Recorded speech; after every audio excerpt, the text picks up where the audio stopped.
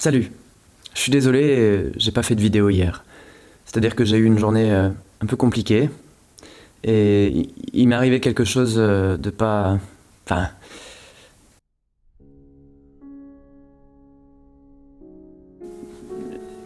J'ai envie de vous en parler parce que ça m'a un petit peu...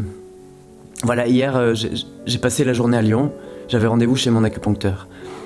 Et en retournant à ma voiture, j'ai croisé un mendiant sur le trottoir qui m'a demandé une pièce. Alors, évidemment, j'ai fait les fonds de poche pour essayer de lui trouver une pièce et... Bon, il faut que je vous explique un truc. Nous, à la campagne, on n'a pas de mendicité. Ben non, il n'y a pas de mendicité à la campagne, évidemment, parce qu'il n'y a pas de passants. Alors, pas de passants, pas de mendiants. Un mendiant sans passant, c'est un mendiant qui est au chômage technique. Vous comprenez bien. Donc, quand je suis en ville, que je me retrouve face à cette pauvreté à laquelle je n'étais plus confronté depuis que j'habite à la campagne, évidemment, ça me bouleverse. Et là, de me retrouver face à cet homme complètement démuni, complètement grelottant, de faire mes fonds de poche pour lui trouver 10 centimes, j'avoue que j'ai trouvé complètement dérisoire cette action. Donc, je sais pas, c'était de l'ordre du réflexe. J'ai retiré mon manteau et je lui ai tendu. Et alors, je ne m'attendais absolument pas à cette réaction. Enfin, je ne m'attendais à aucune réaction d'ailleurs, mais il s'est effondré en larmes. Et du coup, c'est moi qui me suis retrouvé complètement démuni face à cette émotion. Je ne savais pas quoi dire, je ne savais pas quoi faire, et comme un gros bêta que je suis, je n'ai rien trouvé de mieux à dire que la fibre était fragile et qu'il fallait le nettoyer à sec.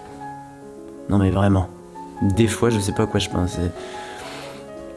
Mais, bref, peu importe. Vous allez me dire, mais c'est génial comme action, c'est tout à fait louable, c'est hyper généreux. Alors oui, si vous voulez, mais non, pas du tout. J'ai l'impression d'avoir commis un crime, d'avoir fait une faute grave.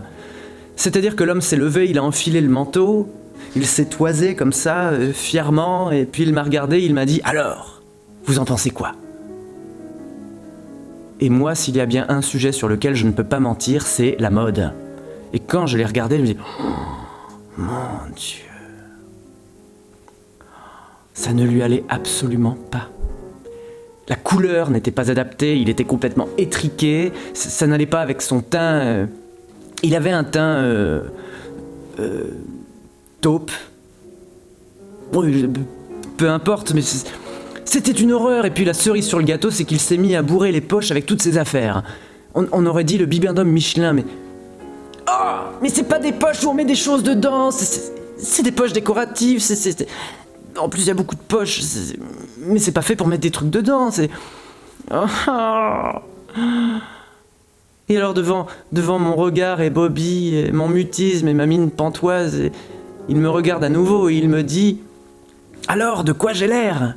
Et intérieurement, je me disais « Mais qu'il avait l'air d'un grand financier déchu en 1929 sur les trottoirs de New York. » Et évidemment, je ne pouvais pas lui dire ça.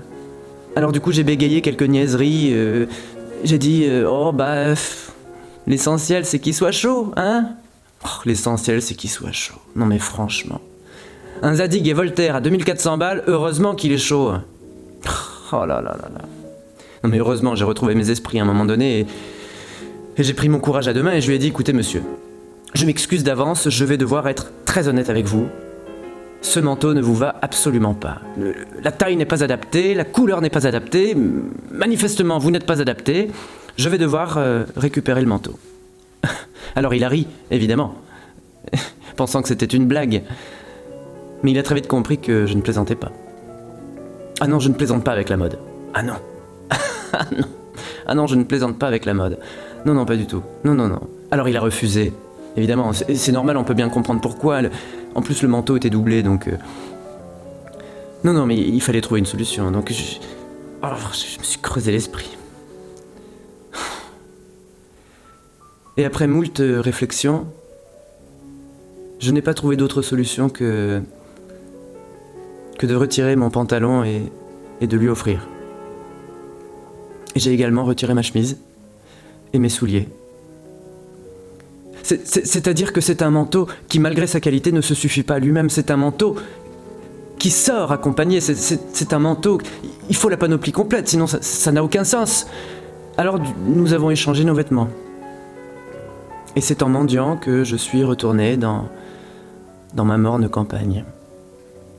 Et alors le comble, c'est que pour la première fois en 4 ans depuis que j'habite dans ce petit hameau perdu au milieu de nulle part, lorsque je suis sorti de ma voiture habillé de cette manière, mon voisin a ouvert sa fenêtre et m'a crié « Hé, tu viens boire un coup ?» Ben, j'ai dit oui. Et c'était hyper sympa.